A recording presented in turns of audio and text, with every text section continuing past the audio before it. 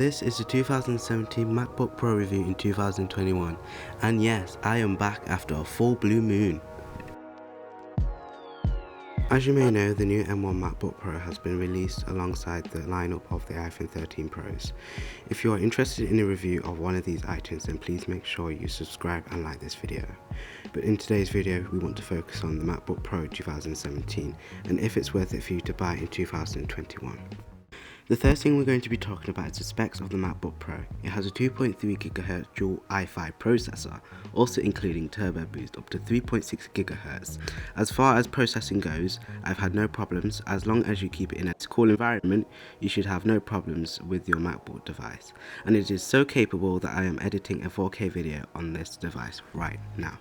Alright, so the next thing we're going to be talking about is the battery life on the MacBook Pro. The battery life on the MacBook Pro is actually quite great, and personally I've never had a problem with it. The battery life can last you anywhere up to 4 hours to 2 hours. If you're on very light use, you can span it out for 2 days, but as I said, it all depends on how you use it. If you use it in a cold environment, then you could be looking at 2 hours. If you're using it in a very hot environment, because the MacBook has to throttle its fans, it would absorb a lot of battery, including the display, which you could be looking at 2 hours on one charge as well. The charger I use for my MacBook Pro is a Nintendo Switch dock charger, which is a 39-watt charger. I paid £14 at Argos, which is very cheap in my opinion, and I do not go for Apple's overpriced charging options. Before I go into the next topic, I do want to express my annoyance with this laptop. Take a little listen. It freaking sounds like it's going to take off, and it is annoying, and it slows down my MacBook like crazy, and I'm like, hello, welcome back to the MacBook Pro Airlines, and today we'll be going all the way over to Greece, and it sounds that loud that sometimes I can't even hear myself making my voiceovers, and I have to actually put my MacBook Pro down for a while and let it charge and let it cool down before I can even use it again. Alright, now that I've got that out of my system, the next thing we'll be talking about is that built-in, beautiful, colourful Retina display. That Retina display has a top quality going all the way up to 4K, and it even supports HDR content. And it can even go up to all the way up to 60Hz, but I wished it was 120Hz, but you don't get everything. I also wished it was OLED, but you don't get everything. It's a backlit display. I think it's about the same quality as the iPhone 6s display, except that I do not have a problem with the display. The next thing we're going to be talking about is the storage options for the MacBook Pro. The storage option I have for my MacBook Pro is 250 gigabytes. I've never really had any problems, but when I do, I can always go to the Apple logo in the corner, and then Apple can recommend me files that I should delete, which are taking up space and which I haven't accessed in a long time. And since I do make my YouTube videos, and sometimes I don't, once I make the YouTube videos, I do not touch them, I can just delete them from my drive and I wouldn't have a problem. In my opinion, if you were going to buy a MacBook Pro 2017, I would want you to buy the MacBook Pro with a better storage option, but then hereby you've got a price difference which could be more expensive, and hereby then I recommend you the MacBook Air 2020 over this one. Except that I've had no problems with the MacBook Pro storage. It's also an SSD, so it's very fast, very snappy. I've never had problems with transferring. I do have to wait the odd time, but I guess that's what you get with an i5 processor.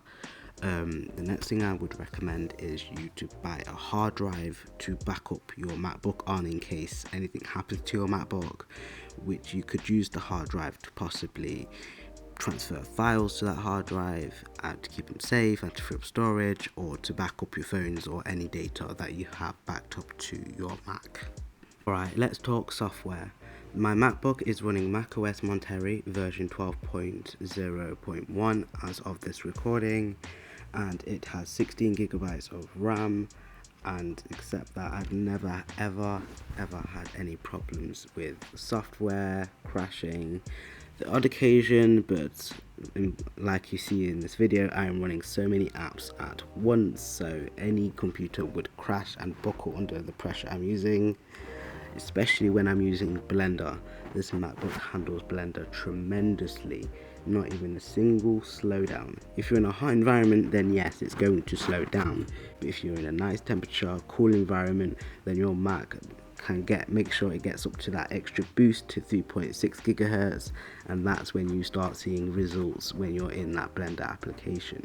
But except that, I've had no problems with software. Software is impeccable, and as I said at the start of the video, I am actually quite surprised on how well this MacBook Pro has performed throughout the years. I mean, I think it's nearly 4 years now, and this MacBook has done tremendously, and it is as fast as any other laptops.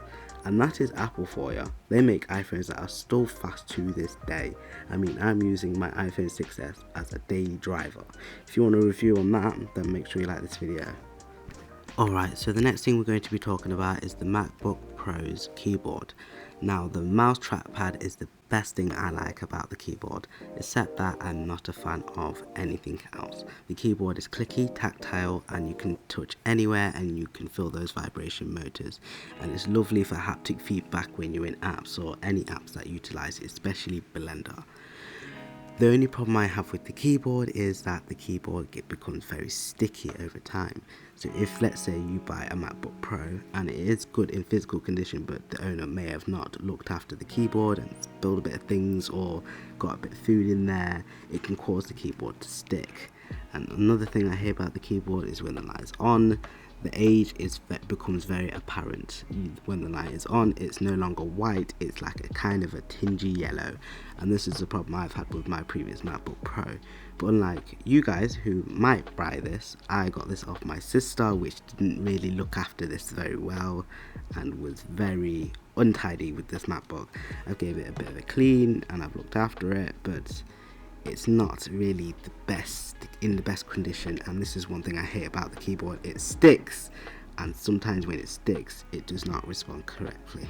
So the next thing we're going to be talking about is the design of the MacBook Pro. I would rather 100% pick fan over design. Fan equals cooler MacBook, cooler MacBooks means better performance. But anyways, I think it has an aluminum chassis and a shiny, clean finish on the Apple logo. The only thing I hate about the Apple logo is it is a scratch magnet, a fingerprint magnet, and a dirt magnet. And that is same for the aluminum chassis, especially the screen.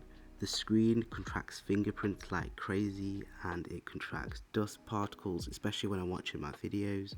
I can see dots on the screen from where it's contracted dirt, hair, grime, and every time I wipe it off, it comes back again within probably about an hour, and I wipe it off again. But I guess that's the trade-off you get for anti-reflective coating, which I think is on the display. Except that, I have nothing else to say about the design. Overall, I like the design and I think it's quite classy. Alright, we're coming to the end of the video. Just a few things. You can get it in a 16-inch model, a 13-inch, but I recommend a 13-inch. But for people who have bigger hands or are just bigger in general, then you can have a 16-inch. And also the camera on the front of the MacBook, which I haven't mentioned today, is because it is potato quality. I think it's a 240p all the way up to 720p HD, or I think that's what they claim, but I do not think that's true. But I can connect my iPhone via charger wire and use that as a webcam, and then that is great for streaming games, as you can see on my previous videos on my channel. Before I end this video, I want to thank you guys for actually watching this video. It took so long to edit on this device and took so long just to record and make in general. Thank you for watching my video, and I'll see you later.